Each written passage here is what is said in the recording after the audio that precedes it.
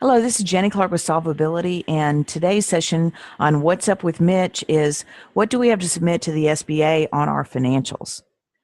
So, What's Up with Mitch is really talking about things that Mitch might have called me about. He's a client in federal contracting and he wants to do things right. He wants to make sure he's got profit coming in. He needs to make sure his company stays on track, that growth is steady and consistent. So, Mitch is just kind of my made up guy that we talk about these issues.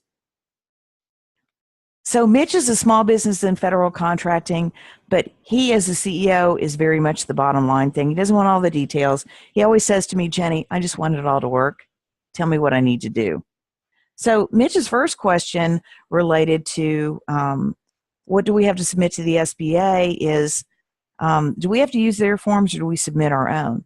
Well, SBA has certain requirements that you might have to submit, and this is more specific to contractors that are in the 8A program where they have to do annual reporting. You need to talk to your business operations specialist and find out what needs to happen, what you do need to submit. But usually you're submitting it on your own forms. You're taking information that you produce as a general part of your business and you're submitting that. Can we use our internal financial statements? Do we have to pay for a CPA review or an audit? Initially, you can probably use your own internal financial statements.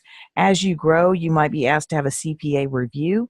What a review is they'll take a look at some of the numbers. It's not a full-blown audit, but they'll do a review and they'll actually issue a letter that says we, basically agree with these financial statements. An audit is where you paid a CPA firm to actually come in and test transactions. They'll write an audit report. They'll go through a formal process. They'll issue an audit letter, an audit report.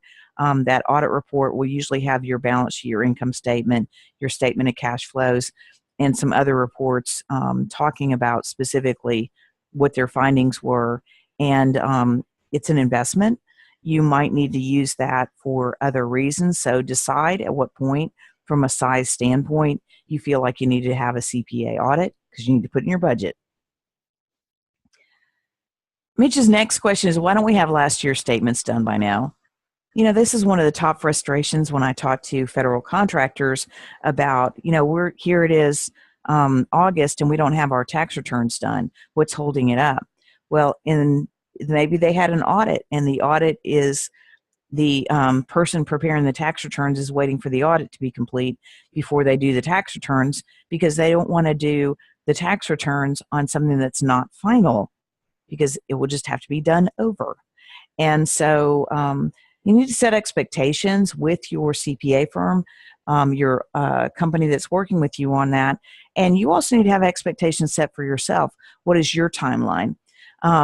You really don't have a CPA audit done in January because you've just closed the year, December, and you kind of want to run your own internal process to make sure you've got a good month-end close, year-end close, that everything is accurate before you bring in auditors to check it, because otherwise it's just like having somebody come do a quality assurance check when you haven't finished getting the product ready to ship.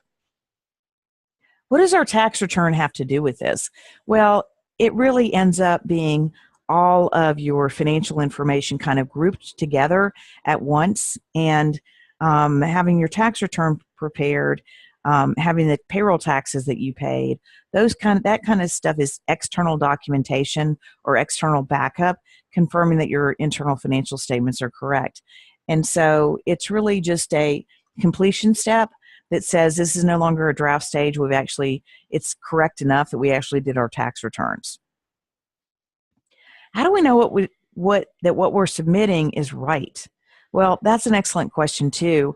And the first year that you submit your financials to SBA, you probably want to find out what they need and how they wanted it prepared. Take notes, know what's going on so that you're using a standard format every year. And what you may want to do is once a quarter, update those so you can take a look at it, make sure that you feel like you know where you are financially so you could have a discussion with your SBA representative and make sure everything's okay. You don't want to get to the end of the year and have a surprise. So you should be doing monthly financial statement reviews, maybe once a quarter. Update the one that you send to SBA because if you're having a bad quarter, you want to make sure that it's going to be better next quarter, so it'll average out. And you want to be thinking about, what am I doing to keep this company on track? And could I be doing something more? Do we even have to submit financials?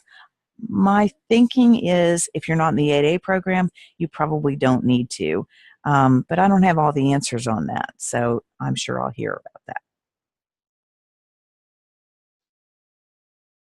Mitch is unstoppable. Are you unstoppable? You know where you want to go. Solvability can help you get there with the cost and pricing intelligence you need to accelerate and scale your business.